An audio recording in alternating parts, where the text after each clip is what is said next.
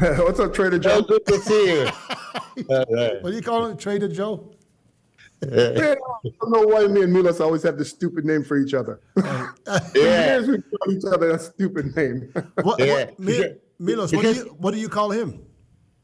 Trader Joe. That's how we call each other, because I don't even remember how it started, but trader, you trader, something stupid. And then we were going to the Trader Joe store and said, that's perfect. Trader Joe's store. Yeah. Trader Joe's store. That's how we stay forever. Oh, damn. Yeah. One of those things, yeah. But anyway, how's the Christmas holiday going?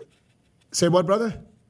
How's the Christmas holiday going? You know what? I tell you the truth. This is the first Christmas where I woke up in the morning, went downstairs, had a coffee, went right on the couch. And that's what I was doing the last 3 days. I didn't do anything. Milos, what about you? Huh?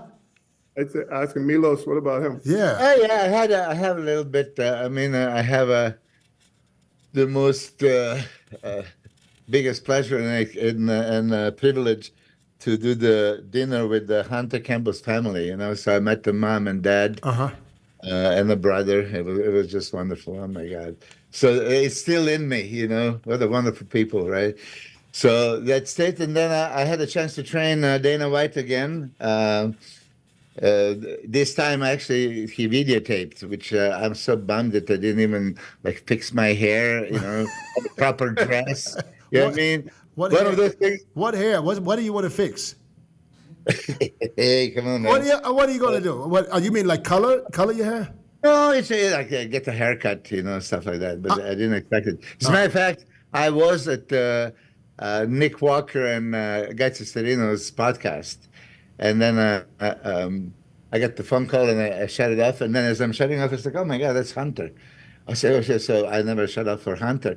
But then by the time I reestablish, I just got the message, hey, Dana and I are on the way to the gym. So I had to excuse myself to the boys and say, listen, we'll do this some other time, because Justin Shire and Lee Priest was there. So there was plenty of people. They can do the good podcast. So I went there straight. But whatever I had on, I was straight in the car and to the gym. Anyway. So yeah, Paul, I've been a huge UFC fan for 30 years, since 93 when they started. And now I have the biggest pleasure of my life to be, close friend with Hunter Campbell, and Dana, really likes me. So they let me attend every UFC event if I want to fly. And I just booked yesterday Toronto. Oh, nice. Yeah. I'm actually in Toronto right now. Oh, that's there? Yeah, in Toronto right now. No, he's there right now. Is it cold? Is it cold there now? It's not too bad. It's No. actually I would say 5 degrees, but you might not understand. So that would be about 40. I understand. I'm from Germany. Remember? Yeah. Oh, right. So Yeah, European. Yeah. Right. I know. I understand 5 better than 40. Yeah. Yeah. But you know what, Milos? I love Dana White. I love Dana White because I love anyone that has that type of attitude, where they just don't give a shit and they tell people how it is, and they don't fall for this cancel culture bullshit, So Unbelievable.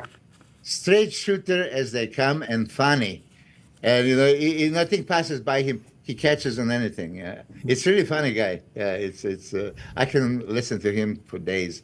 But hey, you can imagine he was avoiding my giant sets training. So this first time when he showed up, I said, you know what? If I have one chance only, let me just go all out. And I did 20 different exercises back to back. So it was chest back, 20, and he finished it. And then he did another set, and then he says, oh, but he wanted to do the legs, so we did the legs as well. This time, I was there on short notice, and the guy came to videotape and goes, okay, well, let's do what we did the last time. But I said, I prepared the shoulders and arms. I said, throw them in. So I did the shoulders, arms, chest, back, and finished off with the legs. Back to back. There was almost 25-minute giant set, and he did it. So that's the Dana for you. you appreciate him for how he is in business and how he talks to people, but physically, you remember when he was going to challenge Tito Ortiz to a boxing match? Yeah. Off, right? Or something like this, like physically, okay, it can be done. I'm in. That's him. So I love it. He's, Now, you know what? I saw this thing the other day. He did like I'm big into fasting, you know, but is this correct? He fasted for like almost 3 days. 86. Yeah. He said 86 hours. Yeah, that's what they do. Yeah, that's what they do. Yeah, like I tell people your body functions better with less in it than more, right? So a lot of people see me and they're like, "Oh my God, Dillette is so skinny." I say, "Yeah, but I feel good," you know. So Paul, do you fast? Yeah, I mean, For how long? fast. How long? How long? Listen, man, I ain't no Dana White. I can do it for 24 over 24 hours. You know. I saw a video the other day where a guy explained to you what happens in your body when you fast. He literally, the longer you fast, the better it is for you. Yeah. You know, he explained it in detail. I sent I forwarded the video to myself, so I have it because I want to see it again. He went all the way to 72 hours and saying, when you get to that point, you feel great. Which guy? I don't remember. I don't know his name. He did, but let me see if I can find the video. I know I sent it to myself. I do fast overnight until my breakfast. Yeah, me too. Yeah, that's as far as I would go. But you know, but I'm going to be honest. I was thinking about doing 2 days. Yeah. You know what? But Yeah, Milo, keep thinking. Keep Milo, thinking. I've been thinking for a while. you remember back in the day, I was never the big eater. I was the guy, Comer and all those guys will tell you. I mean, I'm the guy who could, eat 3 meals a day or 2 meals a day and still be good, you know? So I don't know. I was never really a big eater. So fasting is no big deal. Like I said, I can go past 24 hours, but that's about it. So you feel too hungry that you can't go no more, or too weak? I drink so much water, right, while I'm doing it. And I'll drink coffee. So the caffeine takes your appetite away, right? So I think I get, you get hungry, and then sometimes you just pass the stage of where you're not just that hungry anymore. And your body just you almost get used to it. I have my theories and all that stuff. I mean, you guys read about all that. The reason is autophagy, self-cleaning, like cells is going to remove and eat up on the bad parts. So this is how you can get rid of the cancer cells and, all that stuff. Here, Milos, I'm going to forward the video to you. Okay. He said here, for clarity, by 3-day water fast, he means that you just drink water across, and he explains it exactly. And it sounds like, when I heard this, I was like, I got to give this a try. Paul, how many hours until you get hungry to the point where I want to eat? Yeah, 4 or 5 hours, No, I'm asking Paul. Wow. No, honestly, Yeah. I can go 12 hours easy, man. 12 hours, I don't even care. I don't feel like. Yeah, me too. But it's like when you start hitting that 20-hour mark, Occasionally. Yeah, I'm getting a little hungry. I think I'm getting a little hungry here. Maybe I'll get a cup of coffee right now. Did you wake up in the middle of the night starving, can't sleep, hungry? Drink water, man. I think if you keep it only really works if you keep yourself busy. If you're sitting at home, fucking fasting, watching TV, it's not possible because you see nothing but food on the TV. Dude, exactly. So if you're just go, drinking coffee and shit like that, you're not even thinking about it, man. Right. Because I've had days where I wasn't fasting, I just wasn't even thinking, and I catch myself, and I'm like, oh damn, it's 8 o'clock at night, and I haven't eaten yet. Yeah. That is. Oh, shit! Look who's just decided to join us. What happened? What happened, Chris? What happened? Just woke up. I was trying to get her my laptop, and then I don't know why I couldn't see it. It was so backed up from being out of the country and being blocked over there in China. So it was like scrolling, and then I couldn't find anything. Even on my phone, it's not showing the actual link. It was just like blank right there. I'm struggling back and forth with this shit. I I'm like, don't know what's wrong with y'all's phones and emails. I never once had an issue. I remember the first couple of times you guys didn't get it and it went into the spam. Yeah. I'm sitting there struggling and shit. Outside, it barely can see. Chris, we just talk about something that you probably could never do. We're talking about Ever. we're talking about. Why you mean me? Hold on, because I know you how much you like food. We're talking about a 3-day fast. Oh shit. Would you be down to do it? All of us at the same time? Yeah, just don't install the camera in the house. I'll do it. Milos would have all kind of candy laying around everywhere. Hey, you know what? Why don't we all? Okay, I'll tell you what. Why don't we all challenge each other to do it for 24 hours? No, I don't think 24 hours is enough. I want to get full benefit. But we got to give Milos and Chris. Listen, I've already done it, so we got to give Milos and Chris. What's the full benefit? Yeah, Well, listen, guys, let me forward the video to you, and you listen to it later. Then you know what I'm talking about. All right. I can't explain it because I'm not as good as this guy. But Paul, why did you do the fast? What was the reason for you to say, okay, I'm going to do it? nice talking to you, Paul. Can you hear us? You can hear me? Yeah. Now we can hear you. Yes. Okay. Well, I always seem to have. I think I've had digestive problems for a long time. And I drink a ton. I drink a ton of water. I get the same thing just to flush my body. I find the more water I drink, the better my digestion is. I don't get bloated. I have no problem with constipation. Drinking the water and doing my cardio helped that. And then I kept hearing more and more about fasting. And how much better it is for your body function. So I said, what the hell? I'll try it. Like I said, fasting for me is not hard. Before you came on, Chris, I was just saying to the guys, I said, shit, you remember back in the day, I could eat 3 meals and be good, It just worked for me. And but after trying this whole fasting thing, I just find it makes me feel so much better. I feel I believe it or not, I have more energy, I just feel better all around. I don't know if it's for everyone. Yeah. But Dana said the same thing, didn't he? How many days? He loved it. Absolutely. I'm no all the time. Dana. I'm no Dana. I would just tell. I can go a day and a half. I could go a day and a half. I think I'm gonna. Is that with no water either, or is that with I water? drink water. I drink. No, you got to drink water. Yeah, it's called water fast. Yeah. So you, Chris, I'm completely Chris, you want to do it? You want to try? Yeah, I'm fine with it. But Milos, can I trust Chris?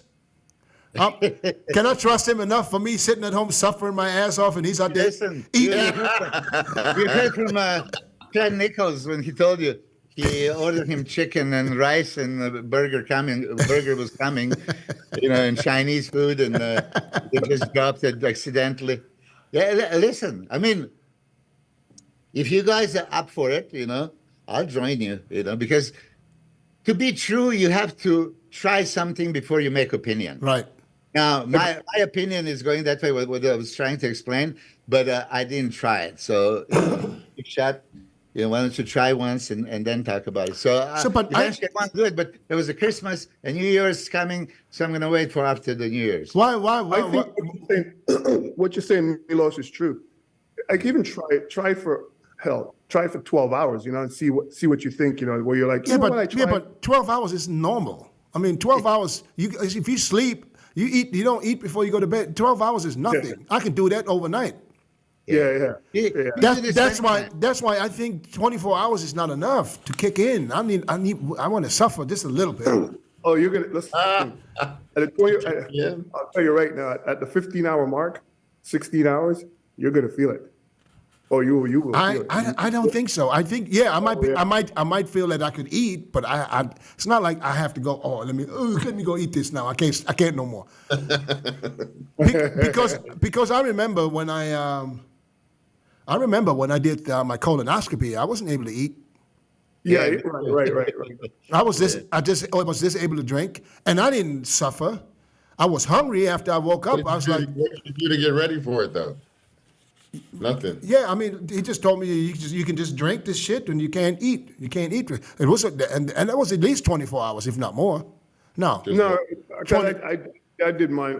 I've done 2 so far. Yeah, it's like, But it's close to 24 hours, though. close to it. Yeah. Because I remember I had to stop the day before. I think it was, yeah, I think I had my last meal the morning before, and the next morning I had the procedure. So I didn't eat all day, all night. All day, all night. Yeah. Yeah. Pretty much. Jay- Yeah. Jay Yeah. Cutler, Jay was talking to Hunter about fasting, and then Jay was experimenting with fasting and training fasted, and he was like bragging how he feels so good. Hunter Campbell can fast for 2 days, and he would be in a gym like Energizer Bunny. Like, I don't understand where you get that energy. I don't understand where you get that strength. And he tells me he feels better on it. I mean, he runs on nothing for a couple of days and have a workout that you would say this is impossible to do this workload with 0 calories. Yeah, but Milos, how long does it really take for someone to get weak when you don't eat? Especially, let's say if you're 200, 240. Huh? I think. Man, I get dizzy. I got dizzy in hours. Yeah, but this is Milos. I don't think this is because it's you. This is because you like to eat. You have a routine. If we put you on an island where there's no food, you can go for days. You know, you can water. Now going without water. Now that's a different story. Yeah. But if you go without food, you can go for weeks. You know, Yeah, you can. I mean, so, but how long? But how long does it take? I'm not talking as a bodybuilder, because as a bodybuilder, if you tell me, oh, starting tomorrow we're gonna go 50 grams of carbs, I'll feel it after the first meal. I was like, oh shit, because it's in your fucking mind. But when you don't care if you eat or how much you eat and when you eat, I think it's a lot easier. Okay. Would you agree the whole human race, we need nutrition, right? We don't want malnutrition. We don't want to starve. We need to put the nutrients. No doubt. That's If why. you're putting the right nutrients at the right times. No doubt. And the body physiology and metabolism works as it's supposed to. We would never have what we have now. All these metabolic diseases. Milos, nobody. cardiovascular- I totally agree with you. Okay. But that's why I'm not talking about doing this for as long as possible. I'm saying throw this in like maybe once every month for 24 hours. And as you finish, like as Paul, after you finish the fast, did you change your diet, or you want to right back on whatever you were doing before that? Well, I think right now I probably eat better overall than when I was actually competing, because when I was competing, I would only really eat really good when I knew I had to, right? The rest of the time I just kind of do whatever the hell I want. Where now I guess as we get older, I'm more aware, right? Of my body just can't handle the things that it used to be able to handle. So, and I got a wife who's a drill sergeant who makes sure I eat my greens, and you know, I love sugar, man. I love and you know, she's always smacking my hand to put the cookies back. You know, I still can't give up my oatmeal cookies, bro. You know? But you know what? You know what? It's funny you just mentioned sugar, because I was the same. I love sugar, cakes, sweets, doesn't matter, whatever. I travel, I will buy at the airport Kit Kats and Snickers and Twix, just so if I'm at the hotel and I wake up in the middle of the night, so I have something to eat. And have some good snacks. Yeah. I all of a sudden That's time to it eat. started since I came back from Colombia. I lost the appetite for sugar. So I stopped all sugar. Oh, nice. Literally, not because I had to, because I just all of a sudden I stopped sodas. I haven't had a Diet Coke or anything in a year and a half. All of a I've had it for 10 years. all of a sudden I lost it. And then now the sugar gone, cravings are gone. But I tell you, I can tell the difference from eating sugar and not eating sugar. I can tell it the way I feel. It's unbelievable. That's the culprit. Huh? That's what he said. That's the culprit. When you play with the insulin levels, you have highs and lows. This is what kills it. But here, I mean, come on. Paul, I have to criticize you now. Take the joke after all this. So yeah. My wife is a surgeon, and she's making sure that I have my greens and my sugar. She's not a surgeon, that's a sergeant. Sergeant. Yeah. Great sergeant. I was gonna let him slide, but you Have a She- asparagus and a cookie. Come on, man. But No. Listen, man. Paul is the one with the cookies. Yeah, I know. I love. You guys know I love my oatmeal cookies, man. Yeah, but listen.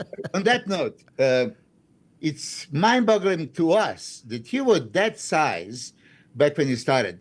91, when you came on the scene, 92, then 93. I started competing with you and dealing with you like, oh, Jesus. You're just a monster of proportions that was just not even logical. Right. Now, the thing is that you were aesthetic freak. That's what you have. But you were huge. And now you're telling me that you were eating like a bird. Pretty much. Chris, you remember we lived together at one point. I was never the big eater, man. Remember after the gym, we'd go to Kookaroo. Yeah. We'd go to Kookaroo. Kookaroo, is that the one across the street from the firehouse? Firehouse, yeah. At that corner? Yeah. You know what's crazy? I see these guys today, and they have these plates that's like a serving plate with just covered with chicken breast. And Chris, you weren't a big eater back then either. I said that, but I didn't eat that much food. So that's we go to Kookaroo. We'd have 2 chicken breasts. yeah. But 2 chicken breasts, that's a good size protein meal. But I see these guys today, and their plate look like they got like 6, 8, 10 breasts. Well, and I'm like, okay, is that the meal? Is that the meal for the week? They're probably meal prepping for the day. I don't know. I don't think anybody's eating more than 3 chicken breasts. Milos, how much do you have your guys eating per meal? 8 ounces. 8 ounces. So that's one big one, or 2 really small ones. I try to bump it up to 300, and usually they complain, so it's okay. Yeah, I don't know. I was always huge on protein, but Paul, that surprises me. So you were building that size. You were being that absolute monster that you were, and you were eating what? 3 meals a day, or regular 6 bodybuilding smaller meals? I would eat 3 meals a day. 3. That's it. Yeah, 3 meals. I drank my shakes. I drank shakes. Yeah, Chris. Paul, when you first came in the Golds, like you were like monsters. Big guy came in there with Winston and shit. So Yeah. what was your diet like then? Because you was like, you had came down. That was like the biggest you've been. Then you start to trim down for the show. But when you first, You know, it's funny. It's like I think when I came down then in 91, I was close to the 300. I was close to the 300 mark, but I didn't really know anything. I didn't know what I was doing. I just wanted calories. I just wanted to. So I didn't necessarily eat clean. I would eat ice cream. I would eat KFC. I would eat whatever the hell I want. So nobody was helping you back at that time, but with training or anything. No. I tell people, man, when I started, I love bodybuilding so much. I remember the first year I started training, I literally trained for 2 years straight without ever taking a day off. Because I didn't know what I was doing, right? That's like late 80s, right? Yeah, man. Yeah. Take us through that time. I want to know also. Because the first time you showed up 91 North American, you lost to Ray McNeil. And but let's talk about that though. How long before that show you start training? Like a couple of years, or you had 5-6 years in you? Oh, before I did that show, I trained like seven years before that. I just didn't know what the hell I was doing. I was just another guy going into the gym. Man, love him or hate him. I used to be looking at that little Shawn Ray and shit like that. Man. Remember Phil Williams? Remember Phil Williams? Yeah. He's still around right now. Man, I used to love those guys. I thought those guys and Phil William, and what's We got what's the other guy? The other guy from New York. His name was Phil. Phil Hill. yeah Phil Hill Phil Hill. Yeah. Phil Hill, with the big with the huge quads. the legs. Big old quad, Legs. big old, Ron, thick, remember, thick. He yeah. didn't like Sean, remember? Yes, he Ron did Love. not like Sean, Ray. Remember Ron Love? Yeah. Remember Ron Oh, of Love course, with the shoulders? of course. I remember Ron Yeah. Love with the shoulders. I just used to look at all those guys, and I used to go in the gym, and I wanted to be so much like them.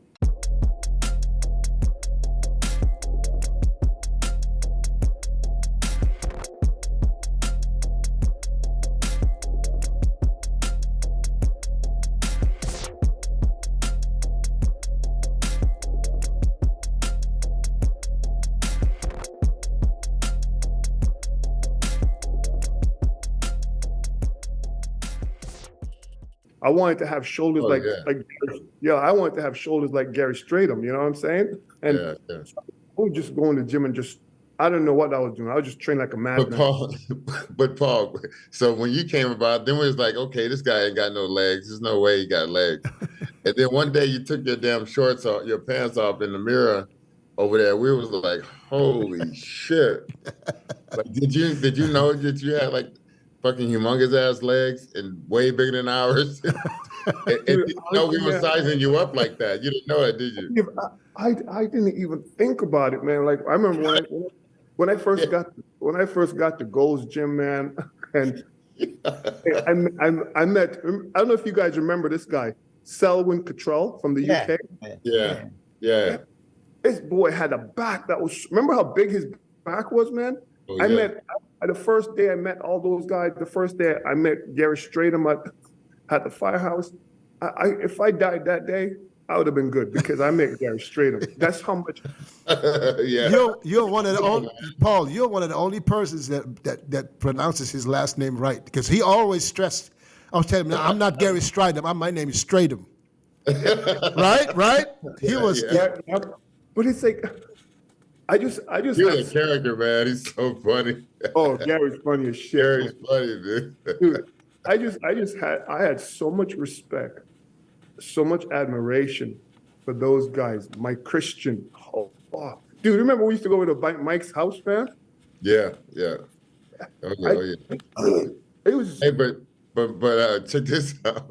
So you were, once you took your clothes off, then me and Flex and them, we was like, okay, we're not gonna do the North America because Paul doing that shit. We're gonna let's just not even go to this. Let's just not even try it. So that was when you guys were all still amateurs at that time. Yeah. Yeah, we were all amateurs. They were all. So what But you know makes? what, man? But Paul, We was striving though. We was trying to hold each other accountable for that shit. Yeah. We was like, But Paul, we you gotta get to that pro level. were still living in Canada at that time, though, right? No, I I'm in moved. LA now. Oh, so you moved to LA as an amateur. I was in Florida. I was living in Florida. And he was the only one who had the leader contract as the Yeah. Yeah. He was like, Tell us "You that don't need story." to turn pro. He's already with Weeder. Oh, you know, Tell us the story how you got the Weeder contract. dude. You know what's funny is I got so much hate for having that contract. Remember? I don't know if you remember that, Chris. So what? So what? You deserve it. Listen, But we was like, man, this motherfucker got the guy.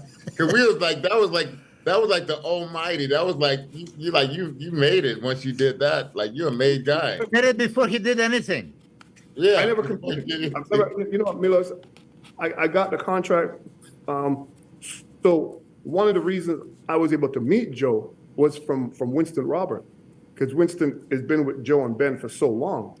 So he called Joe and let him know that, hey, listen, my nephew's out there, you know. Would you be okay with taking a look at him, see what you think, just give him some guidance, you know? And dude, he got me Joe WEIDER'S number, and I called Joe WEIDER'S office, and they put me on the phone with Joe WEIDER. Can you imagine how? I know we used to do that shit though. Joe used to get on the What phone. the fuck? Like, dude, how am I on the phone with Joe WEIDER? This is the Almighty God Himself, right? Dude. And he set up he put me on with his secretary, Annalise. You remember her, Milos? Oh yeah, for sure. We call her Talk to her Gestapo. first every time. Yeah, man. She set up the appointment. Yeah, she set up the appointment. I took Flex, my very first appointment to go see Joe. I took Flex with me. Did I bring you with me too, Chris? You fucking introduced me to Joe. Yeah, You said, man. Chris, I got a so meeting. are you saying, Chris, are you saying that he came from Canada and he got you guys into the door? Yeah. And you telling Paul was like that. Hey, Paul was like that. Yeah, bro. I like He that, said, man. Man, he said, Chris, I got a meeting with Joe. If you want to come with me, I'll slide you in at the, when we come out. He said, just wait outside the door. I'm going to introduce you when I come out. Nobody would do that today. Oh, hell no. Bro, you can't even get a mention on their motherfucking Instagram. I tell you, I don't want to. I don't want to. You ain't got a million followers, they don't want to fuck with you. Yeah. So sad. Yeah, This is a killer story. Yeah. So this is 91. It was 91. So I brought Chris, I brought Flex, and man, I didn't, I didn't. You brought me closer to my USA show. But we were on video. We were hanging real tight back then. And I was like, yeah, we were super tight. Yeah, Paul, finish the story. Yeah, man. So I brought Flex. I went up to see Joe, and Joe, before we go upstairs, right? We got to go in the bathroom and pump up, right?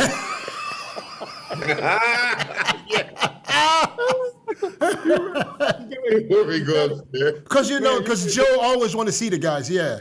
Oh yeah, he want to see. It's like, man, I went up, sit out front, Then we went into Joe's office. Hello, Paul. And then he says, okay. Then he tells you, take your shirt off. Yeah. Take your shirt off. So let me see your legs. Yeah. Then he's like, got any legs? He says to me, oh, let's see the bicep. I show him the bicep. Let's see the double bicep. And then he gets up from around the table. He went and get Tom Dieters. Remember Tom Dieters? Tom Dieters, yeah. Secondhand man. He went and get Tom Dieters. He went and get Jim Wright. And he's like, oh, you gotta see this guy. You gotta see this kid. He's amazing. And he was. You do a good Joe Weider, man. And he wanted me to compete as a pro before I even compete as an amateur. I said, I don't know. I said, no. Paul, yeah. Paul, I got one question I never got a chance to ask you, brother. So me and Flex, we're sitting in the audience at the North America. We haven't tried to push you with posing, none of that shit before. We had no idea what you're posing. Paul goes out there, so it's you and Ray McNeil and some cat. They come out there for the prejudging. And it was that's when the North American wasn't a huge show, but it was a show that you could get your pro card at. We were just like, okay, the Canadians, the Mexicans, and the Americans can all enter the show. So we're like, man, Paul's in it. We ain't going to go fucking try. We're just going to sit here and watch Paul win. Paul goes out there. Paul goes out there. And I remember Sandra Nally was judging. Sandy Williamson now. Williamson now. Yeah. Sandra Nally back then. So she goes out there, and he's out there.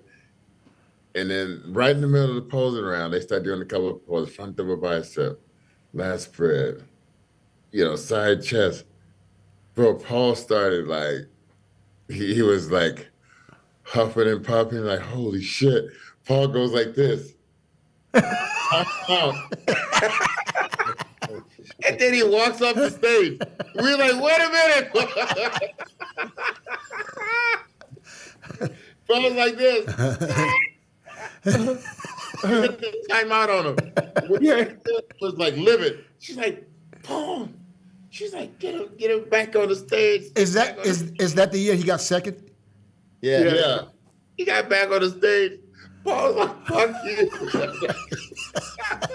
I need a break.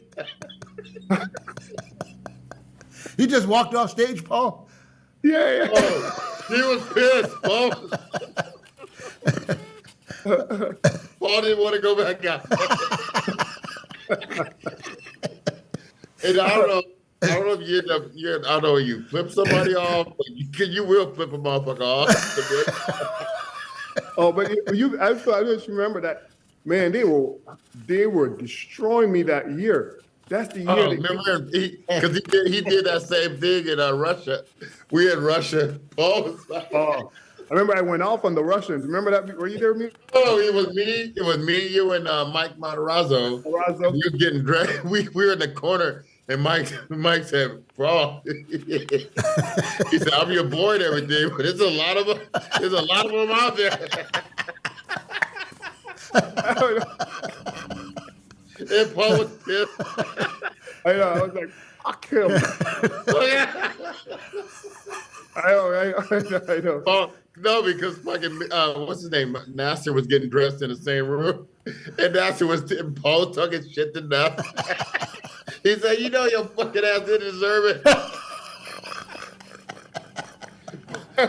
NASSAR didn't say a word. He was getting shit on.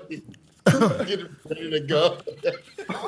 But let me just conclude the story, because when I met Paul and asked him, how did you get the contract? You're not even a goddamn pro. Like, I said, I went to the WEIDER'S office. He told me to do the front double biceps and gave me a contract. And that's pretty much the story, right? Well, listen, man, pretty much. It's like he was so blown away. He was so blown away because Joe loves arms, right? Yeah. So he was just so blown away when I came to see him.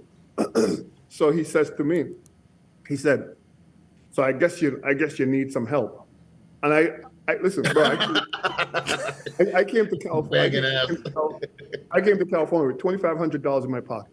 That was it. $2,500.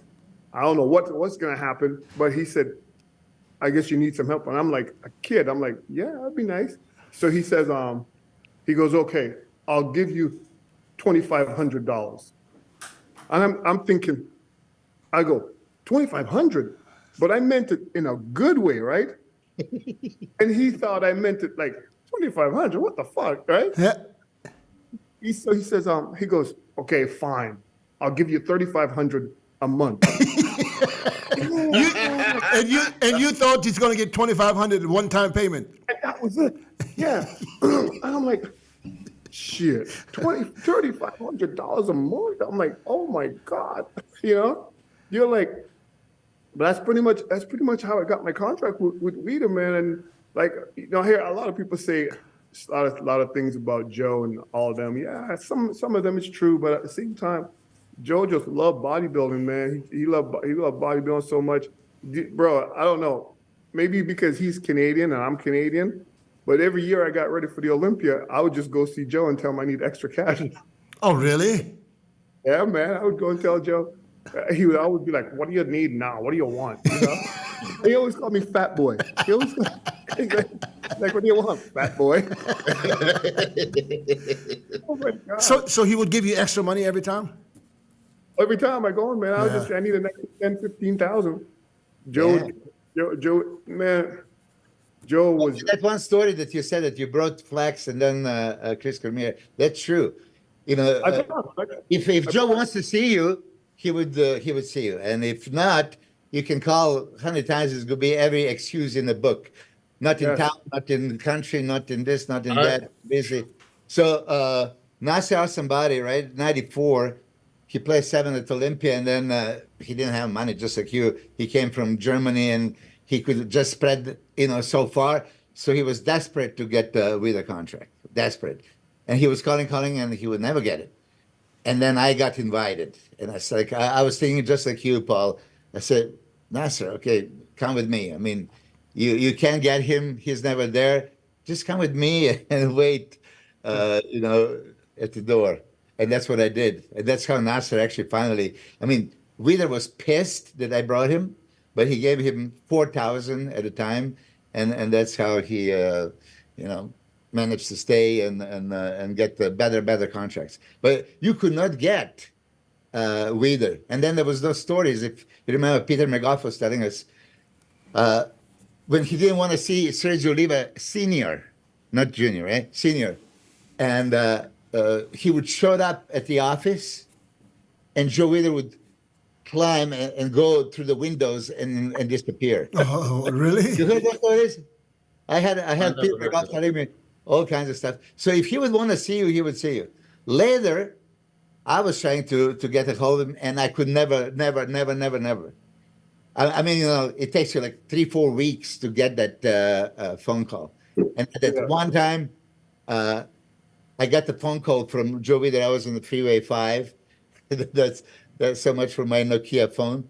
And, I was, Joe, and then he disappeared. I threw that phone through my window.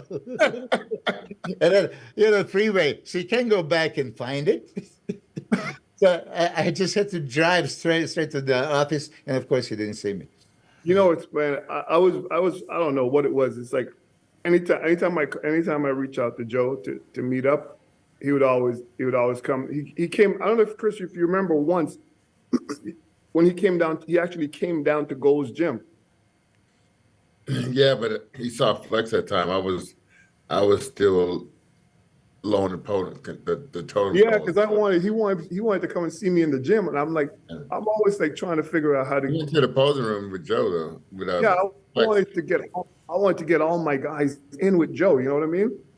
Because we had like a true brotherhood, right? Like I tell people, we'd be on stage competing against each other, pushing each other at the same time on the stage. Like people don't understand that. I say, yeah, these are your biggest competitor. These guys, you're all just as good, right?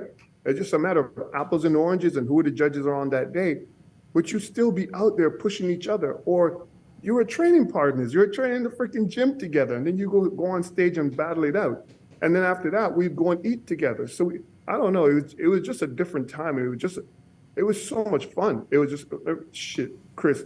But remember us on the tour, Milos? Oh, hell yeah. All the time. The tour was so fun. I'll tell a few stories. The But, tour was fun. for people that don't know, right? You get the contract before anybody does. It was mandatory to be a pro to get the Weider contract. And even when you're pro for a while, you have to earn it. You got it that first time you went, hit the front of the biceps, you're not even a pro. Joe wants you to compete pro, but you have to earn your card. You failed first time. You got second time. Your pro debut is just about the hottest show. IRONMAN 93 with Flex Wheeler coming, with the Lila Brada, competing. So tell us about that pro debut. With the pro debut, again, I had Mike Christian helping me out, and of course, Chris and Flex and all the guys. By this time, we all know each other, so everyone is actually kind of helping each other, So I understand a little bit more, not a lot, I understand a little bit more. I think for what little I know and the guys helping me, I got in amazing condition. I look back at the videos today and I'm like, wow, I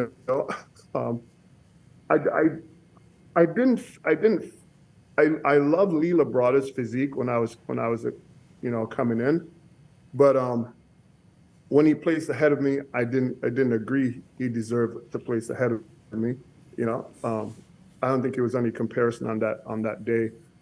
That's the only thing I was I was bummed out. I was bummed out by that, because I look back at the videos and I go, man, nothing against Lee, nothing personal against Lee. Leo's a great competitor. Yeah, there you go. Yeah, that's it. Crazy. And I'm like, nah, Lee, you ain't on my level. That's just real.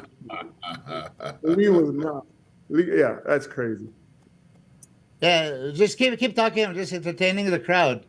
Yeah, I'm just looking at it. I'm just like I had a lot of respect for Flex. I had so much respect for Flex as an amateur. Like for me, I just thought he had one of the most incredible physique. The roundness that he had in his shoulder everywhere. Just you can't not go up against Flex and not be afraid. You agree, Chris? Yeah, with me, like I said, I just used to watch his back so much, especially when he hit that when he started training, and all these lines going all the way across, like big cords of striations going all the way across.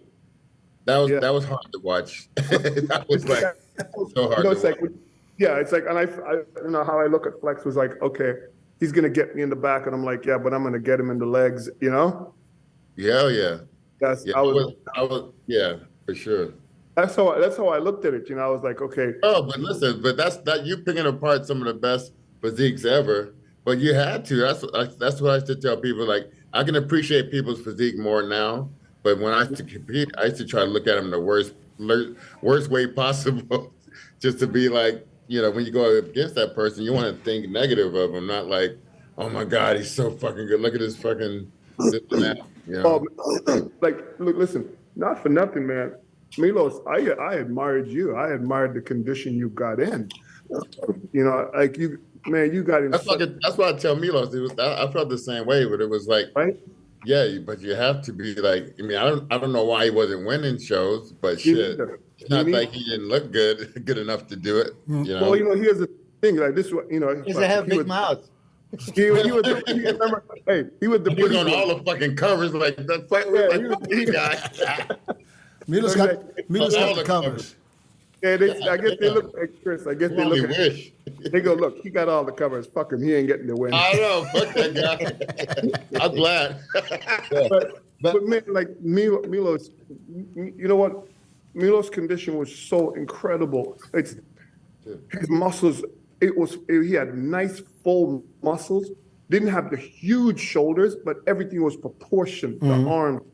Yeah. You couldn't take anything away. And his quads were second to none. Like Milos' quads will hang with anybody's quads. Yep. You know? And so it's like, it's funny. Today I can't be around it because I don't see these guys have what we had. You know what I mean? Like we admired each other, and we didn't put each other down. We didn't say negative shit. We just kind of, man, just like Kevin Levrone, like holy fuck. Remember when this dude turned pro, Chris? Yeah. Hell yeah. I mean, I was legitimately. talking about that story the other day. I was telling Flex, like, dude, forget about the show, though. It's like, it's over. I already saw Kevin at the weigh-ins. It's over. It's over now. But who was not fan? Who was not fan of Kevin, Flex, Shawn. Shawn, yeah. And you started.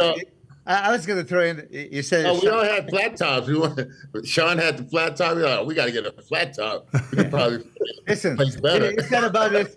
Shawn, love him or hate him. I love the guy. I love that. I really wish we can bring him here. And We can. Yeah, let's do this. I mean, We can bring him on. I have no problems. You know, his. You don't want to argue with him all the time. Yeah, we argue. I argue like little kids. I have a screaming contest with him so many times, but it doesn't matter. I still love him. Doesn't matter, you know. But Paul, So- you said something very very important. We were all helping each other. There was camaraderie and there was respect, and we were fans. I mean, I was peeking from lineup when I'm not there, and you were posing and hitting all these goddamn poses. And then you know how all of us says, if Paul could just do that back double bicep, I know, yeah. And I'm sure that all of us tried to help you. Chris, did you try to fix his back double biceps? Yeah. Yeah. It was just for whatever reason not happening. I mean, that's probably the single reason that kept you away from possibly winning Olympia. I mean, we all know. The front side, nobody had that. Yeah. That's what everyone say. He could just stand there without doing anything and just like kill everybody. They use Paul's silhouette on one of those Yeah. those anabolic books. Yeah. Remember the green one with that silhouette? It was Paul just standing there relaxed. It looked like Like 1,000,000%. that. It looks like 1,000,000% Photoshop, but it was not. Yeah. Right? Well, It's mind-boggling. But here, I do want to know. I wasn't in L.A. to watch you train. Chris was. And I went to European Grand Prix Tour with Sonny Schmidt. And this is the story, guys. We went to Bernd Beiderbecke gym. And we lived in the gym for a week. Yes. Sonny Schmidt, Paul, and I. Right? So it's a 94 European Tour. They say he didn't work out. Listen, Sonny and I did 2 workouts a day, 2 cardios a day. Paul did not come out of the room. Well, I did say this publicly. I don't know if I shouldn't have, but it's too late. Sorry, there was just like different German ladies coming. that was his workout. Well, it's 30 years ago. We can talk about this. There's no Yeah, problem. He looked better. He smoked us again. Zero training. So he did his cardio for sure. You know what's funny? Yes, so. When Milos and Sonny, they would be in the gym like at 4 a.m. in the morning. Remember, Milos? 4 a.m. you'd be here, weights clean. Like, shit. Oh my God. I was man. dedicated, shit. You're already there, so But you know what? You know the one thing that bothers me throughout this whole thing is when people say, "Oh, he didn't train hard," or this stuff. I'm like, what the fuck are these people talking about? Me, Chris, Flex, we all going to see Charles. We all going. We do our thing with Charles, and we done, and then we jump on the cardio. Then we come back in the evening. You're like, I don't need to lift the weights Ronnie Coleman did. Yep. To achieve and I tell people, I said I use moderate weight, but I said you have to remember when someone says moderate weight, what does that mean? Moderate for you is super heavy for someone else. Yeah, I can do 325 behind the neck press for 10, 12 reps. Mm-hmm. That was doable for me.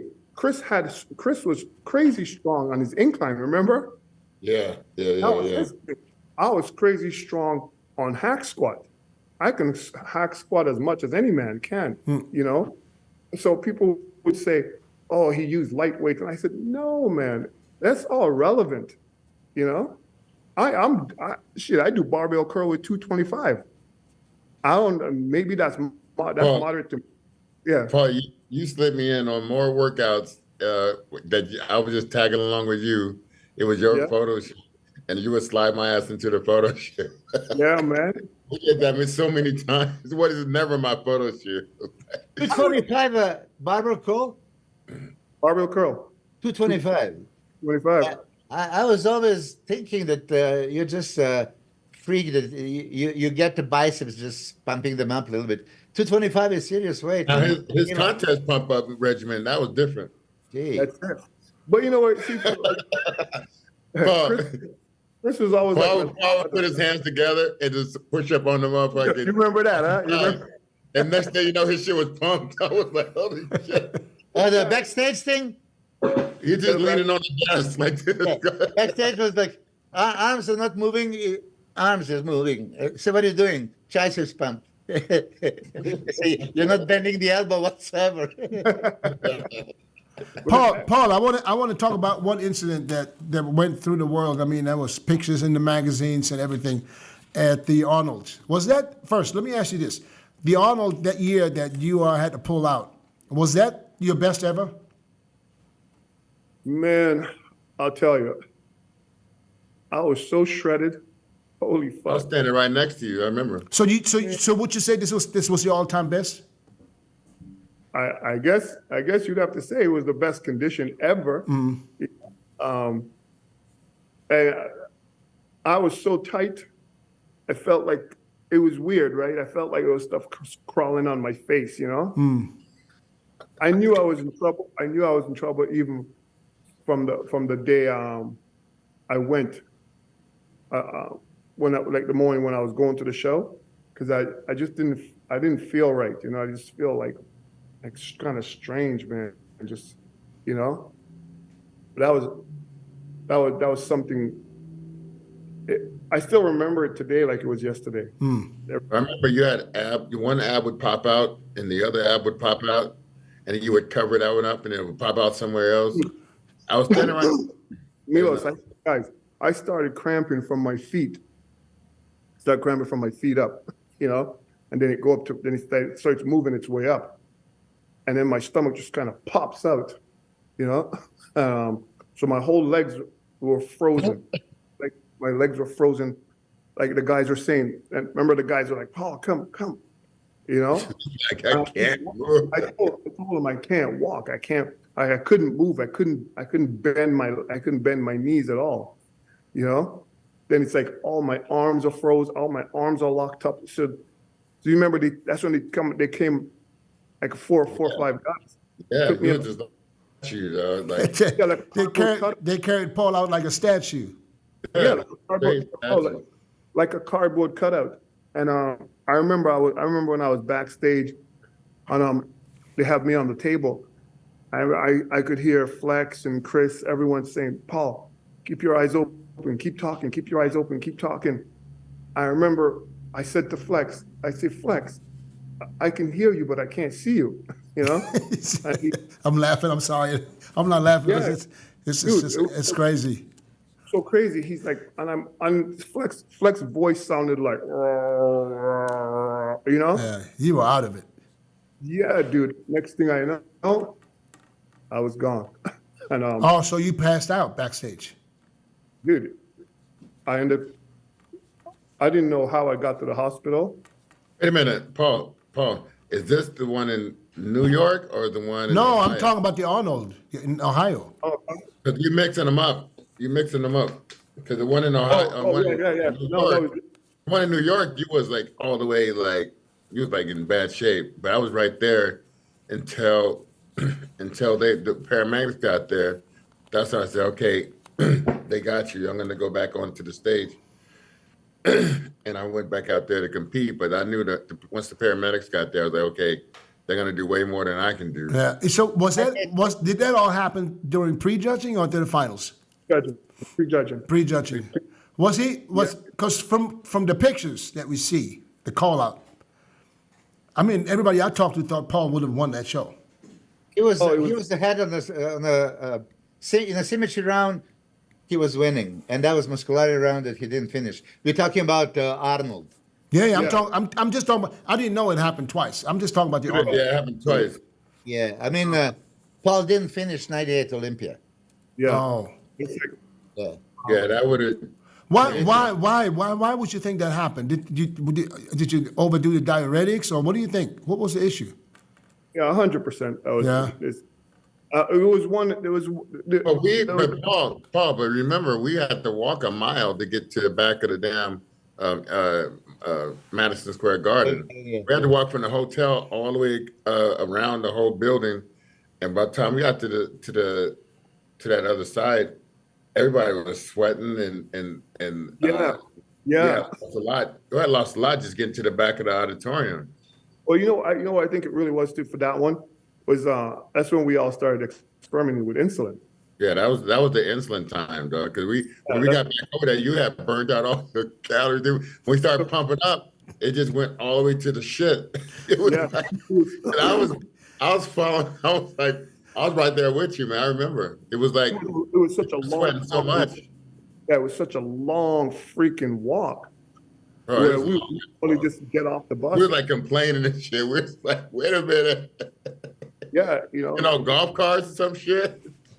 I don't know why we were experimenting when I was there to tell you guys, So, '98. I didn't use any- I didn't That's use any long of that. after. Long after. Remember '95, Olympia. Paul, you didn't compete, but you stayed No. for Olympia, and then you advised Vince Taylor, who wasn't happy with his condition, to come and see me. 95. Yeah. So this is '98. It's 3 years later. Come on, this is like, way later. But I don't know what happened for you to Olympia. Dennis, you know that he was carried off the stage, and John Romano talked about it. He gave him injectable Lasix for that Arnold Classic. When John Romano gave it to him. Yeah, John Romano. Yeah, he gave it to him. It's not, I like John. I don't have, it's like I've never said anything about. We're grown men, right? Yeah, of And course. we all want to do what we want to do to be the best that we can be and whatever advantage. But that was, I think I told you before, Chris, but when I woke up in the hospital, they told me, they go, you were legally dead for 1 minute. Holy shit. Yeah, 1 minute. They had to revive, it's so funny. When that happened, I tell the story many a time where once I was gone, I had a dog that year who died. And when I just passed out, I saw the dog. you know, I saw the dog, and it looked like I was floating in the clouds, and Oh, the yeah. dog was, yeah, the dog was like probably 50 feet away from me, 50 feet away from me, and I kept calling the dog to come Yeah, to me. you were on your way out. Yeah. So I just, the dog wouldn't, but the dog didn't come, Thank God. you know? I just remember that. And then when I woke up at when I revived me at the hospital, they told me, you know, they're like, your veins were so hard, they couldn't even get the needles, the IV needle into my veins, you know? And that one of the things that did it is not even so much the latex, it's too much potassium and no magnesium. That was So your potassium was high. extremely high potassium and extremely low magnesium. Yeah, but then Lasix would help you with that Yeah, hyperkalemia. yeah. That would drop your potassium, right? Yeah. I don't know. That's what they told me. But you know what they probably did at the hospital to bring your potassium down? Probably gave you insulin. Yes. 100%. That's what they do. When you go to the hospital and they do blood work, they see your potassium is too high, they give you insulin to bring your potassium down.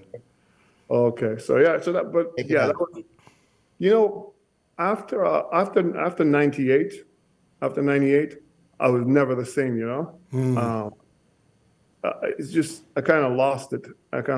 Then, you know. I lost the motivation. I lost the drive, you know.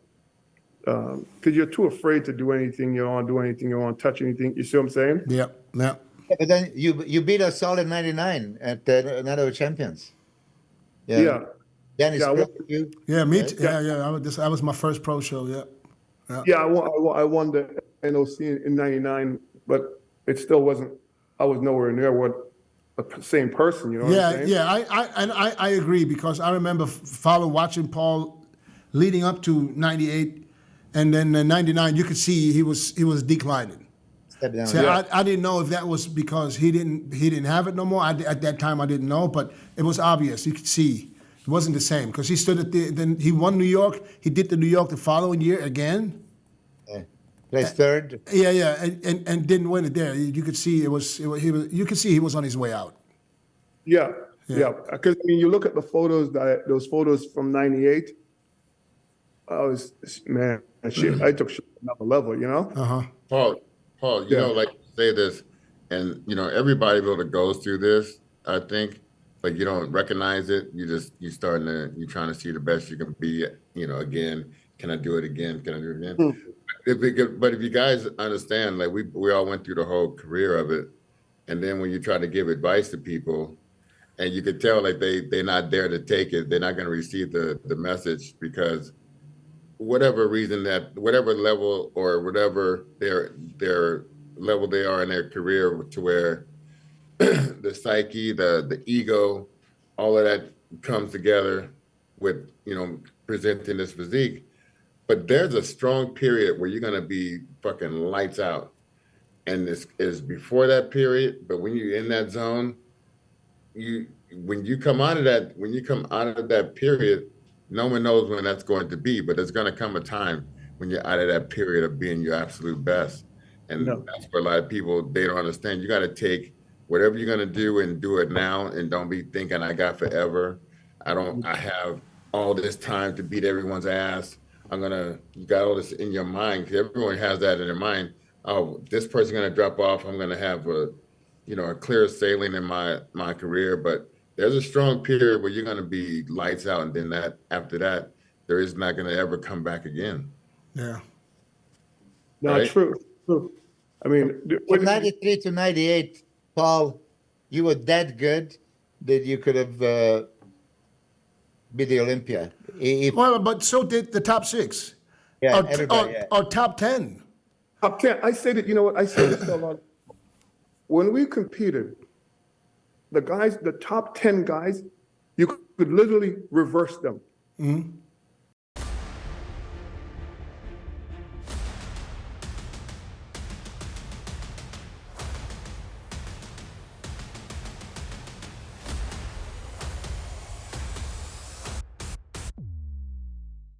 And still say no. They were amazing. Yeah, I'm like, there's so many guys who I thought were so incredible, you know, that like Andy Munzer. You know, I competed with Andy the day before he passed away, you know, at the San Jose. And I honestly didn't think I deserved to beat him. I did not think I deserved to beat him. I beat him.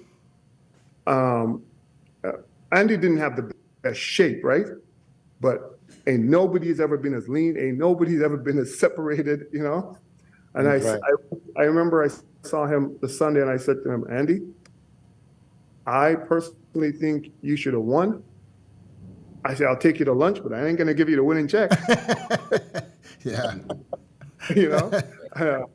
But Definitely will take a win. Yeah, but back then, and we talked about this so many times, if you go through the top 10, the names, everybody knew who they are. yeah.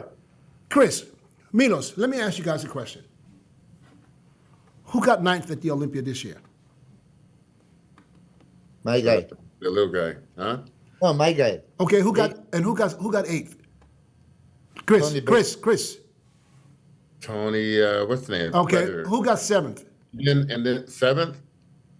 Rizzo. Seventh? Yeah. Rizzo. Milos, I'm asking him, and you running your mouth. Oh, give it to both of us. Okay. No, No, but I'm actually, just, I knew that. I know that. yeah, but I'm I just. know that just because I've been closer to it now. I know. But I understand. But the thing is, we get so much information. Okay, who got 10? Who got 10th? This is what. Wasn't that I don't know. I'm telling you right now, I don't know. This is what I'm trying to say. We don't really know. Back Hey, then, Chris, you would know you're like- exactly.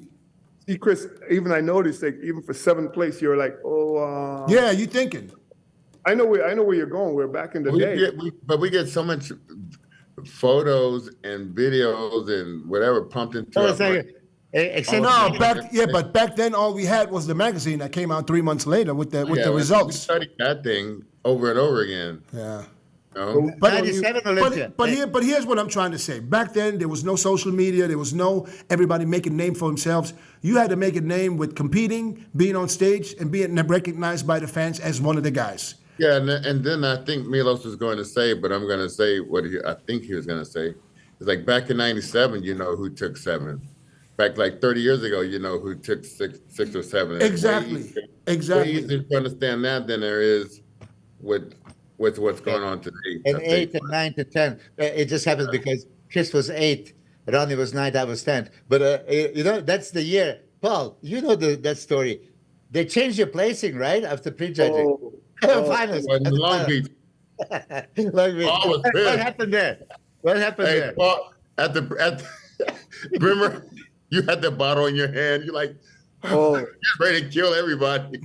oh, you know who I was going after that night. I know. I was right there with you. Hey, tell the story. Tell the story. You know what's crazy? So that's what was it? So I think I was pronounced third on stage.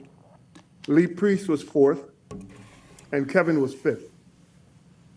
And then when I got to the Queen Mary that night, I keep hearing rumors going around saying, "Oh, You took six. You should. no, it's a mistake. Oh, the judges made a mistake. DILLETT'S fourth. Kevin is third. Lee Priest is sixth." I'm like, "What are you talking about? The show is over. The show is done. You know." And Sean was 3rd. You guys were 4th, 5th, 6th. yeah. And Because NASSAR was 2nd, you remember? You know, to Dorian, and then Sean. But 4th, 5th, 6th Yeah. was you, Kevin, and Lee. And Lee, And yeah. they reversed it completely. And I'm like, wait a minute. How can you change something once the call's been made, the show is done? Right. It's like a football game. Maybe it was a bad call. Game is over. The show's over. It's done. It's over. And then these guys come and tell me, nope, this is what happened. We made a mistake. I'm like, man, motherfucker.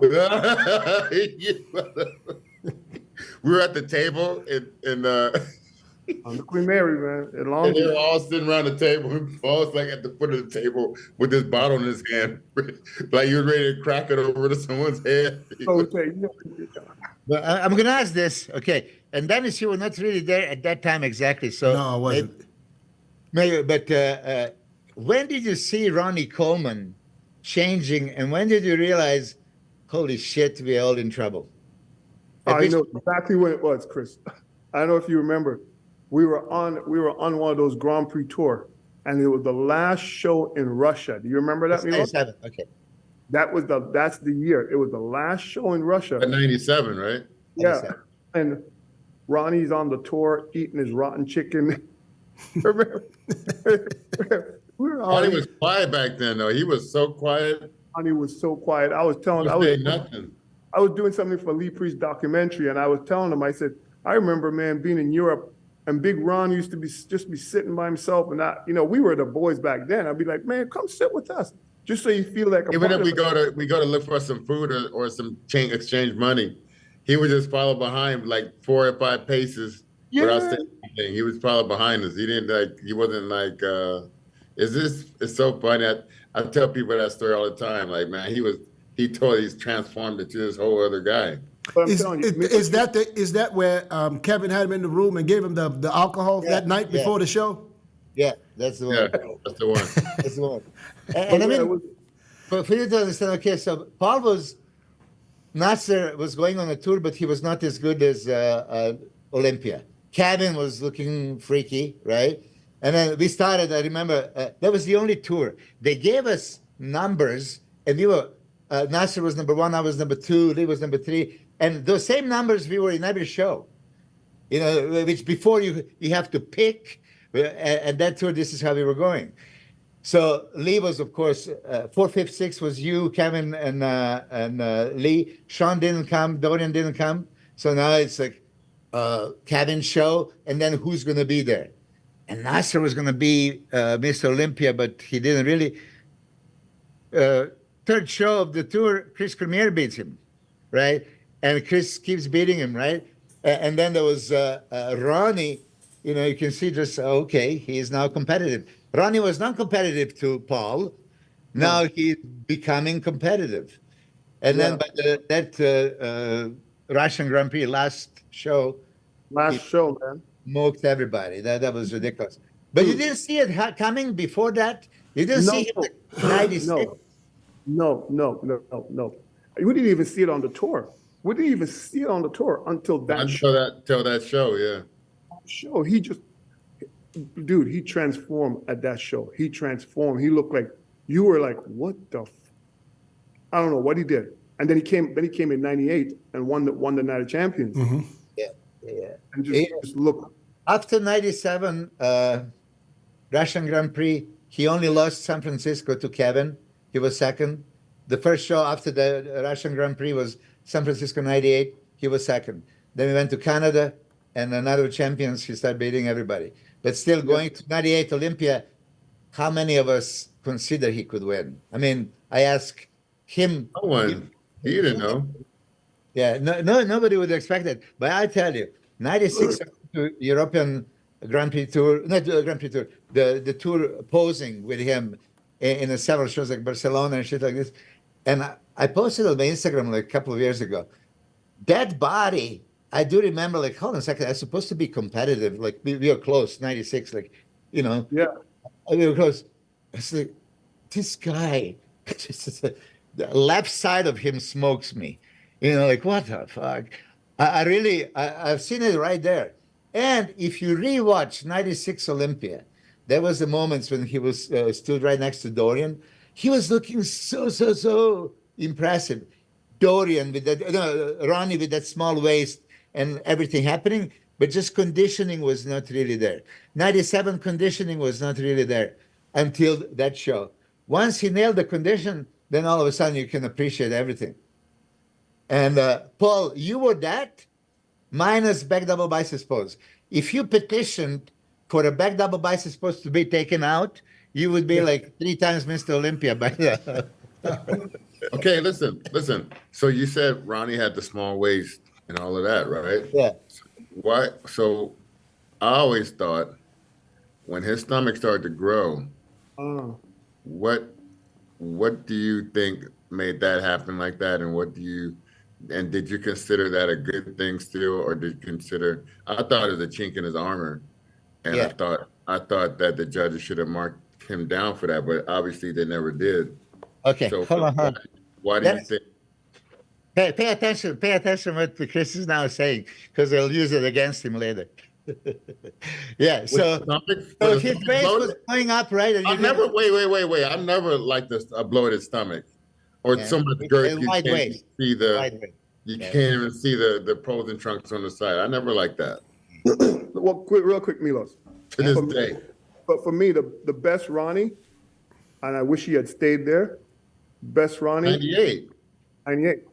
All 98. day long, 98. He And says then what happened? And then what happened? Right? Was he? You think he was better in '98 than at the Arnold in 2001?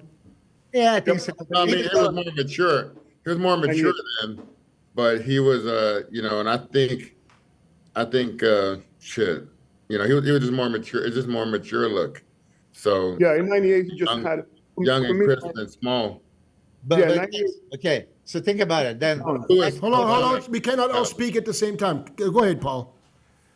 Yeah, I just said in 98, I just find his physique was so much more balanced, it looked like a classic physique, you know what I'm saying? And then after that, I think we're all guilty of that.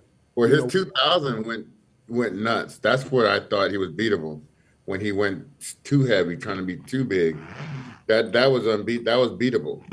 But then I don't think they ever really cared after that, because he had this mystique about him at that point. You think 2000 or 2001? 2000 he blew his whole stuff out to where it was too big in his stomach. yeah, I find Back then, and yeah, then he he was, did, I find his ass became too big, It just looked like a horse's hind leg in the back there, I didn't really like that. But like I said, 98 for me, that's my favorite Big Ron, But Yeah. take nothing away from Ron, man. Ron's just amazing, Mr. Olympia, right? But think about it. 97 monsters were winning. Dorian and then NASSAR was second, right? So NASSAR was first favorite going to 98 Olympia, when you think about it. And then Flex Wheeler, right? So it was going to be Flex and NASSAR. Nobody counted on Ronnie. I think that was most phenomenal Ronnie's outing, best condition ever, best body ever. Yeah. They want to mark him down for a bitch tits, like how they say, come on, but he was so spotless there. 99 Olympia was again, Flex is coming for redemption. Okay, the Sultan of Symmetry, the best bodybuilder, he could have ruled from 1993. Once he turned pro, you remember how he won first 4 pro shows, but there was Dorian there. Okay, and then Dorian was the one that keep messing him up. So now Dorian is gone. This is it. Ronnie got him. 99 is supposed to be Flex's year. So Flex 98 was supposed to be. Yeah, 98 was supposed to be Flex. Yeah, first. Yeah, that was like given. Nobody even thought it. If Flex would be tripping on the stair on the way up, that's the only way how he maybe wouldn't win. If he shows up on the stage, he wins. All of us knew that. I asked Ronnie the other day. He, even after prejudging, even after the finals, when they were announcing the names, he didn't believe it. That's going to happen. But 99, remember, that was going to be, okay, now Flex is taking over. Yeah. So Ronnie was coached by the same guy, Chad Nichols, right? So they were just pushing it. So he was bigger.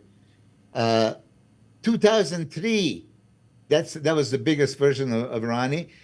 And by 2003, you could see that his waist was really affected. Like 2000, it wasn't so much, I don't know, Chris, you said like 2000, because 2001, Dennis, as you remember, he was phenomenal at the Arnold. At the Arnold, yeah. Yeah. So I really He think that came down in weight, way in weight. Yeah, I think he was down to 246 249. Yeah, or somewhere there in the 40s. yeah. He came way down, so that was better. That's what I'm saying. It was better. He was way up at the Olympia just months. Yeah, before that. but he had. I remember I remember that he had that problem in 2001, the day before, or the day off, where he thought he was dying and he had to drink a gallon of water before he got on stage. And maybe Yeah, that, yeah, that was 90. maybe that was 2001. 2000, yeah, 2001. That's when Jay Cutler almost got him. No. Oh, Yeah, you no, got not 2002. no. It's 2001. No, it was after. No, it was after the Arnold because it was. Yeah, 2002. the He Arnold didn't look was. that good. It was after I the. took third. I Hold took on, third. Kevin hold was on, second. Hold on. You're and right. Ronnie. It was after the Arnold. But that's what I'm saying. 2001 was he did the Arnold in 2001, and then he did the Olympia, and at the Olympia he almost lost to 2002. Jay. Yeah. No, I'm talking 2001, Chris. Okay. 2001. That's the Arnold. I was on stage at the Arnold with you guys. I got third. And then You at the, didn't get the comparison. You didn't get the top 3 comparison. They Yeah, kept they- you- yeah. This is the way I remember it. This is the way I remember it. This is the way I remember it. Hey, but you see, I've been posting that show. what year did Jay Cutler get second? It was 2001. Fun, yeah. 2001. But when was that in the Arnold? Was it before that one or after? The Arnold was in March, and the Olympia was in October or September. Because I remember 2002. Okay. I may have got that mixed up. I just remember 2002 was after that Arnold Classic that we did together. No, the Arnold he did the Arnold in 2001. That's the only one he did. After that, he didn't do another Right. Arnold. But I'm just saying, I thought 6 months later when we did the Olympia, he wasn't that good. Well, no, he wasn't. But that's when he had that issue, and he felt in the morning like he was dying, and he had to drink a gallon of water. You don't remember the story? But yeah, I do. But Jay wasn't in that show. Yes, he was. Jay I wasn't. took third in 2002. But Jay wasn't in the show in 2002. I'm talking about 2000. That's what I mean. Chris, I'm That's talking what I mean. 2001. I get that. Then that's what I'm saying is how I remember it was. You're talking about a totally different incident now, so you're not talking I about. know, but listen, I know, but I'm saying at the Olympia, I thought I was going to beat him Oh, in 2002 because he didn't show up that good. He was off 2002, but I was off too in 2002, and then Kevin took second, and I was just thinking that was my chance in that area to get there or not, you know. what year? What was the year when we did? Remember we did that Sean Ray Muscle Camp in Vegas? Was that 2002? It was close. I think it was 2000. Because I was like ranking top 2 in the world at that time. Yeah, I think it was 2002. And I remember, right close to that area. and I remember we did that muscle camp in Vegas. Remember at the Flamingo Gym? And Kevin was this big. And we talking June. Yeah. And then he came to the Olympia 3 months later. I've never in a million years thought that he can look anything like he did. Yeah, I know and, he's done that many times though. Yeah, and while we in Vegas, I remember he was out every night drinking. Yeah, Martini, guarantee. Jack Hey, Daniels. but listen, we'd be on the plane going from show to show in Europe, and he would never eat his food. He was like, "Chris, you want my food?" I'm like, "Hell yeah, I want that food." I'm like, yeah, But he told me that he always did let everybody eat his food. I said, let them all Yeah, eat. Let them all. Just on the way to the Dubai Muscle Show, we on the Chris, we on the same. You want my food? You want my food? Yeah, we're on the same flight to Dubai. Me and Kevin, right next to each other on the plane. And he was telling me stories. He said, "Yeah, I let them all eat my food. Eat."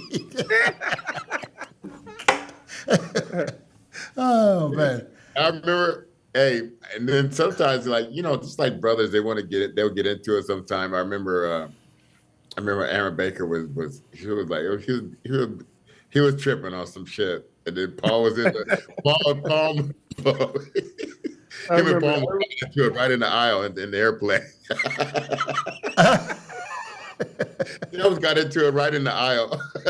Paul was like, I can only imagine Paul. Can you imagine? At 6 foot fucking Yeah. Paul, fucking look the way he did, and the nose wide open, pissed. pissed off. With the steam coming through his nose. Can you imagine? Yeah. Back then sometimes we had to share a room, sometimes we had our own room, but sometimes we had to share a room with each other and shit. Or trying to get each other's fucking protan and shit. Hey, will you get my bag, man? Will you get my bag? Yeah. Remember that, huh? We had to go tan each other up, man. Yeah. See, I remember that too. Because there was no. Hey, that was fun though. Yeah, there was That no was spray fun, tan. though. There was no spray tan. You might. You do someone's. dedicate with the You do. roller. Hey, you do someone's back, and you leave a big square in the center. Hey, I just remember all the guys calling each other, "Hey man, can you come do my back? Can you come do?" Yeah. Yeah. Somebody do your back. Come to my back. Well, you know what NASSAR would do? Okay, he would do the front, and then naked, butt naked, goes from wherever he is in the hotel, goes to your room, knocks on the door, and you open, and here's a naked NASSAR. But this is one thing that I want to ask you, Paul.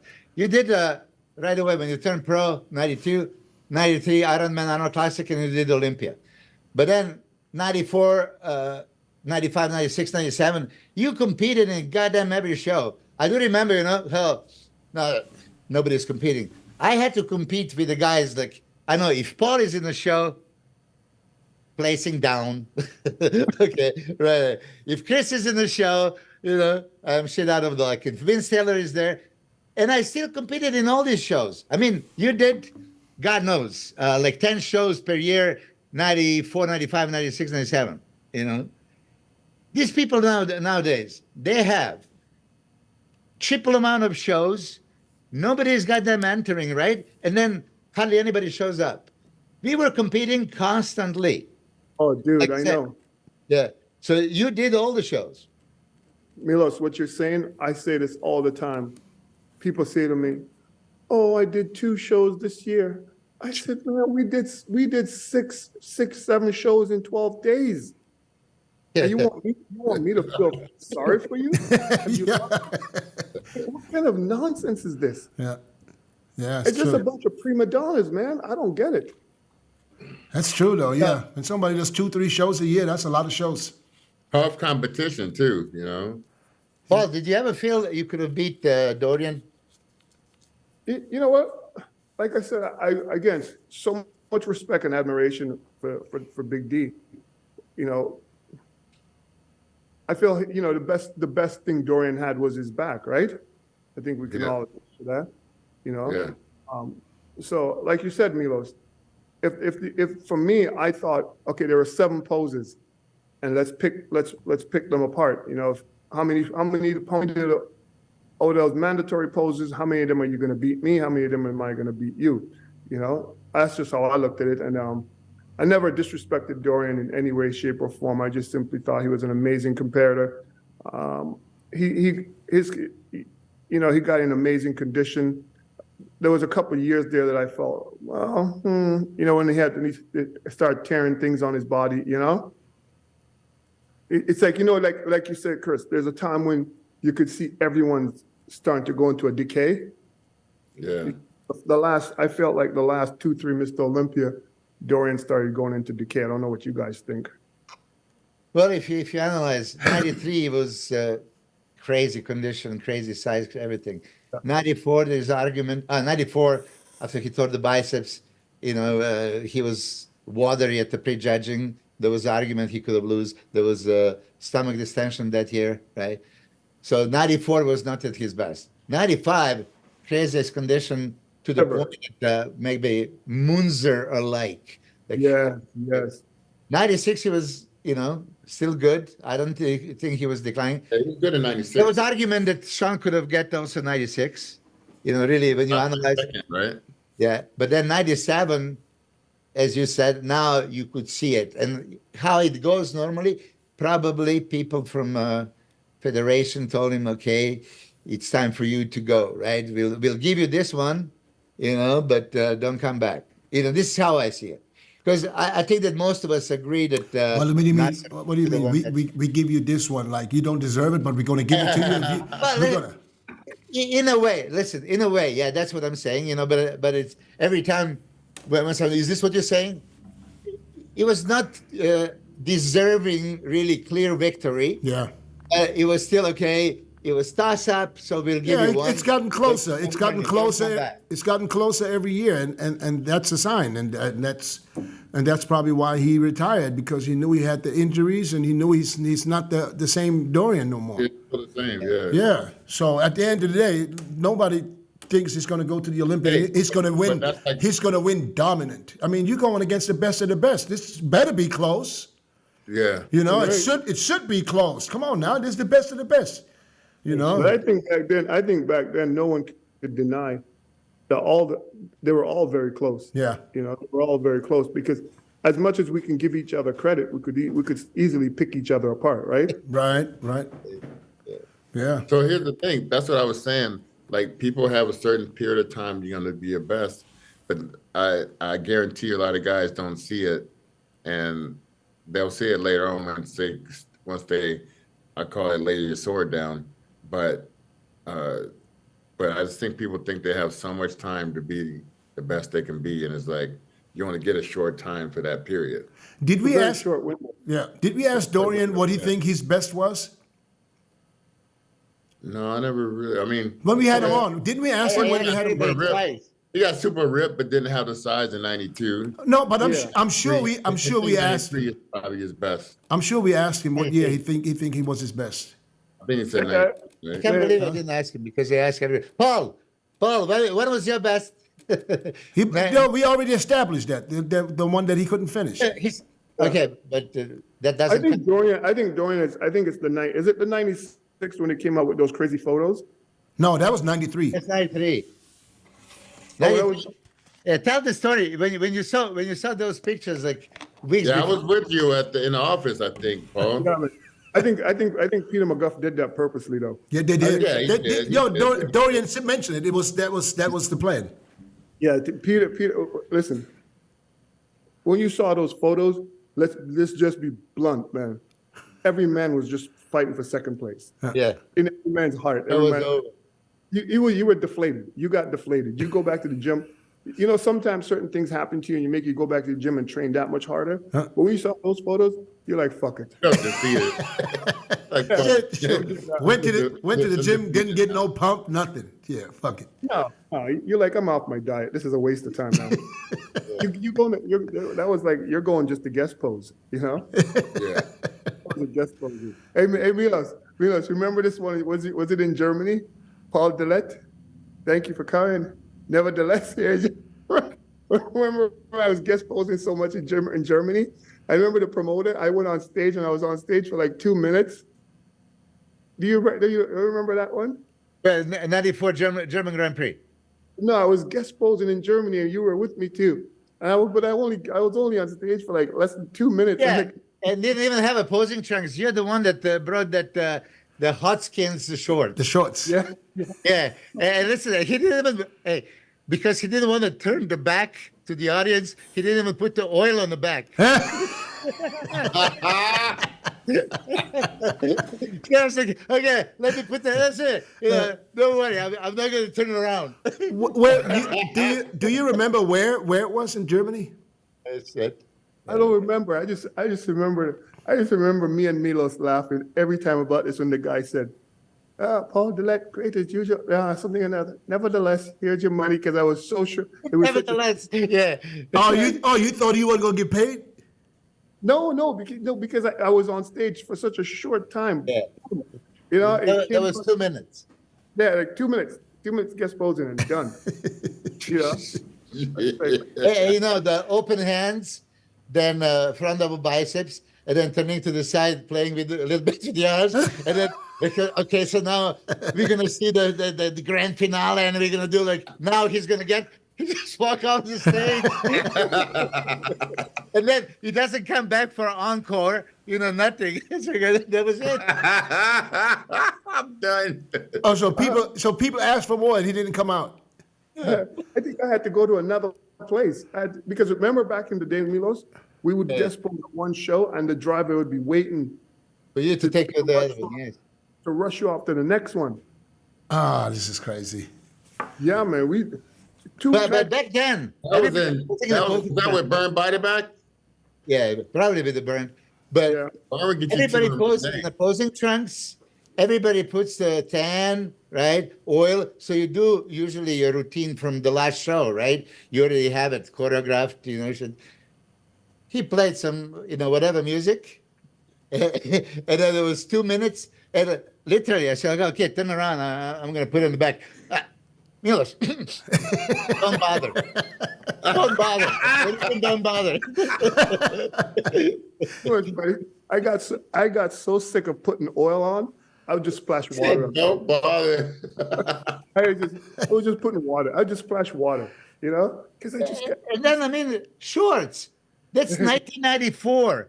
yeah. You know, 1994, somebody guest posing in the shorts, the hot skins, those striped ones. Yeah. Yeah, they were in though. They sold good though. Yeah, but for the gym, not for the guest posing, man. I brought those things to the forefront. Yeah. Yeah, oh yeah. I started doing that too. I was like, forget it. I'm not gonna. So I'm not at the weight. I'm gonna look good. I'm gonna look good. You try to hide them butt cheeks. Yeah. That's it. Yeah, exactly. I'm not at the weight for that. I know you see grown ass man wearing those little skimpy thing weighing 300 pounds, you know? It just didn't look.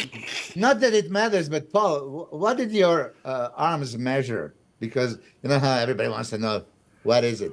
Oh, you know, off season, a legitimate 24. Off season. Yeah. You know, actually, I did a photo shoot with Jason Ellis, where Jason actually measured them. You take the tape measure and put it on it, you know, just to say, no, that's a legit 24. But then I tell people, in order to get a 24-inch arm, you have to be a pretty tall person. So, you know? Listen. Speaking of 24 in arms, man, I think this AI shit that people use in bodybuilding, I think they need to stop. Why? What's wrong? I keep hearing different stuff or stories about how this person was or that person was known for, or this person had this or did. And it's totally wrong. It's not even right. It's not the right way it went. But what do you mean? But what do you mean with AI? Because whatever it is, this voice, this guy or girl that be talking about all the different physiques of how, you know, of the past, or like how this trainer or this bodybuilder was known as, or whatever. It's not the right story for what that person was. It's just not. And I hear it more and more. I'm like, damn.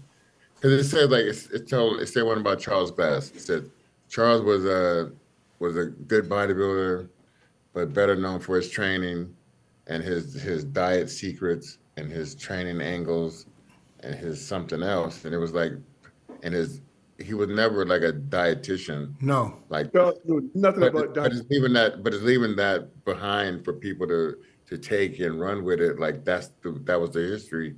That was never the true history of what he stood for. So why they started spin the narrative and make the changing the history, and the history itself is even why I even wanted to start talking more, because I wanted the real history of bodybuilding to be out there, and for people who actually saw and done it, you know, tell the real story. You know, that's how it should be for me. And I just feel like they're putting a lot of false narratives out there on people. Yeah, I don't understand that AI stuff. But who is it? Who's doing it? It's the computer, you know. Oh shit! So someone's manipulating the computer to do it, though. And they're putting the wrong information in there. It's not even the way it was. So now, how far can they go with that bullshit? They can basically put you in a spot where you were never there. We're never there. Yeah, you were never there. That's great. That's crazy. I hope they can figure that out, because next thing you know is you're gonna get arrested for something you didn't do because you were in a different country. Yeah. You know what I like, man, is like in our day, I tell people, I said, the photos you see of us, that's what we looked like. Right. There's no Photoshop. I said, remember Chris Lund? Chris would do his, his 8mm. Magic poses, the magic shot. Yeah. The magic light, Milos, you guys remember that, Yeah. And then when he would bring you in the dark room to look at them, because that's the only time we would see them, right? Until they hit the magazine. If they hit the magazine, we would be like just so blown away. There was no photoshopping. That was it. Where today, I don't respect much of these stuff, because I don't even look at it, because I'm like, well, I don't know if what I'm looking at is real. You know what I'm saying? Right. Maybe someone making their waist look smaller, shoulders bigger. You're like, what you saw of us. Do you remember first Photoshop photo of a bodybuilder? That was on the cover of a Flex magazine, yellow cover. It was Shawn Ray doing a most hands on hips, most muscular, and there was real and photoshopped. It made a cover, and that's when they start talking about it. Oh, You don't remember? Yeah, you can Google it. You're gonna find it. That's like, and you're like, holy shit! Like, what is it? I'm way too naive, you know. I believe everything I see. I don't believe. I don't believe nothing I see. You know? Yeah, so that's that one thing, you know, that NASSAR and I, had conversations. First, NASSAR would think that everybody is an asshole until they prove otherwise. And I would say, how can you go through their life? For me, everybody is, a nice person until they prove otherwise, right? This. And then, later in years, I kind of owe him a phone call to tell him, you know what, maybe you were right, because I was on him. Like, he can't go through the life like this. But he would let you prove that you're a good guy before he would give you the trust. Yeah. Oh. This thing about believing everything. I mean, if somebody would tell me something, I would just say, yeah, I don't understand why would I, why would you want to lie? What's the purpose? Because people lie. They're everywhere. They lie. They lie when you can't even ask them what time it is. Paul, you are I got to know you very well. You know that we spent a shitload of time together. But you were always like a visionary to me. Like, you always thought outside of the box on a lot of different things when other people was not even thinking on that level. To me, do you feel that way, or do you just like? Because I remember back when you was going to Laguna Beach and all this stuff, we were up in Venice, and then like Paul's like from fucking Canada, but he's bringing me to places I ain't never been, in the area where I grew up. See, man, I'm still, you know what, Chris, I'm still that way. I'm still always. I said I'm a dreamer. I'm a dreamer. I'm always dreaming of what I could do next, and what I've gone into producing music concerts now also, so I'm always striving, Awesome. Yeah, well, guys, that brings us to the end because we're over time already. Paul, man, I appreciate you making the time, my man. Thank you so much for coming on. And Milos and Chris, as always, thank you guys. And Joe, I love you. You know that. Yeah, we're gonna get out. It's my dream is for the 300th episode to bring at least 6-7 guys in and do the podcast here in the big studio. Yeah. For number 300, we're gonna fly you guys in. Chris, Paul, Dorian, possible. Maybe Lee Haney. Get Flex, Rico, get the whole crew together and have one in the studio. A real one, huh? A real podcast, like we did at the Olympia, but in the studio. Yeah, that was nice, man. Yeah. So thank you guys. Dennis, I just want to say I appreciate you guys, bringing me in at the Olympia to be a part of what you guys do, and even today, just bringing me in to be a part of your show. It's like you have no idea how many people ask for you, man. You have no idea. Every fucking week, I get messages that say, "Man, you need to have Paul Dillette. You need to bring Paul Dillette." I appreciate it, man. I just take a step back from everything, and it was just good to see everyone at the Olympia, and just good to be back with the boys. Awesome. Appreciate it. All right, guys. So take care, y'all. Be safe. All right, guys. Hey, guys. Happy New Year to all. Happy New Year, brother.